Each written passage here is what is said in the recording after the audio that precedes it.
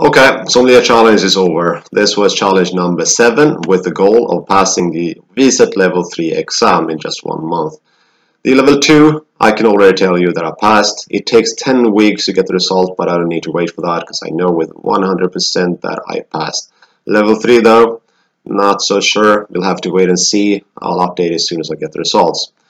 Thing is, you're supposed to do level 1 first, but there was no time for me in just 1 month to do 1, 2, and 3, so I just had to skip right up to number 2 and hope for the best. So you get a book about 350 pages, and you have to read all this, but if you do, you are very well prepared for level 2. You also get this workbook with a lot of maps, but more or less geography, and I knew that before. The test was kind of easy, 50 multiple choice question, and it was like, where's the first fermentation in kava? So if you just read the book, you got this test. No, nothing real to worry about. So what I got out of this, about 50 grapes, regions, productions, labels, and whatever. According to the level 2 exam guide, is about 20 hours of reading, 24 hours in class, and 14 hours after class. It's not really that extensive, and if you do all of this, you'll pass, so don't even worry about that one. Level 3 though, this was way trickier than I thought it would be. 3 kind of big books to read, and you have this online portal, which hours and hours and hours of videos that I just sit down and watch them all. There were 3 tests to this one. The blind tasting, I did an episode earlier on this one. The multiple choice questions and the 4 essay questions. So almost 200 points up for grabs, and you needed 55% to pass. So not too sure that I actually passed this one. I'm going to explain why later on. So my preparations, I was only worried about the blind tasting. So I spent most of my time not reading, but smelling stuff and playing this Arrowmaster game, trying to learn how to pick up senses. I think that I overdid this a bit because the blind tasting, I know that I passed that one too, and the theory, which I was not worried about, I might have underestimated that one.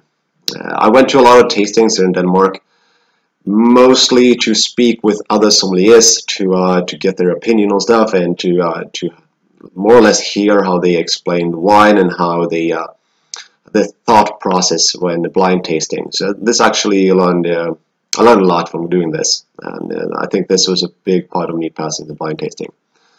Study in class, there are 40 hours, and it's all very interesting, so it's not difficult to keep focused during class. On my own, I did about 20 hours of study, some before to read through the books and some after class. I think this might not have been enough.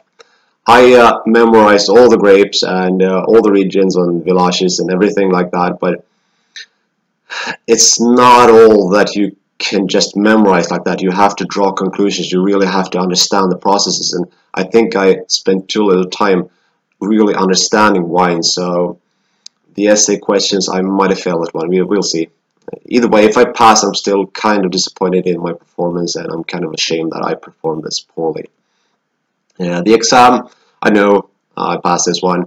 Multiple choice questions, easy. Memory palace, just all the way through. And the essay, that's what I'm waiting for. That's why we have to wait 10 weeks before I know the result of this one. So, what have I learned from this challenge? Food pairing, that was kind of interesting actually, because it's not really that easy like red wine with meat and white wine with fish. There's more or less a science behind this, and you can actually get food to taste better if you pair it with the right wine. And even if I don't drink wine, when you're out to dinners, it would be nice to look at the wine menu and actually pick a good, decent wine for this meal. And I think I'm going to try to read those menus and not just put them aside from now on. Blind tasting, I can fairly well assess a wine just from blind tasting. Maybe not tell you exactly where it's from or exactly what grape it is, but in the neighborhood and all this like acidity, tannin, body, all of that stuff, I'm kind of done with that. And reading labels. Before I kind of looked for the grape variety on the label, but now I don't need to do that anymore. I can tell you on a map. For example, this label right here, I'll tell you on the map where it is if you don't already know Margot.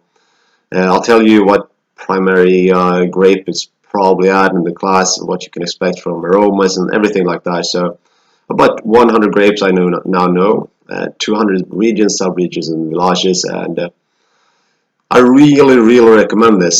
If you're interested in food or wine, you need to do something like that. It was very fun. It was very educational, and I really enjoyed this one. So go ahead and book yourself a course, and see you next month.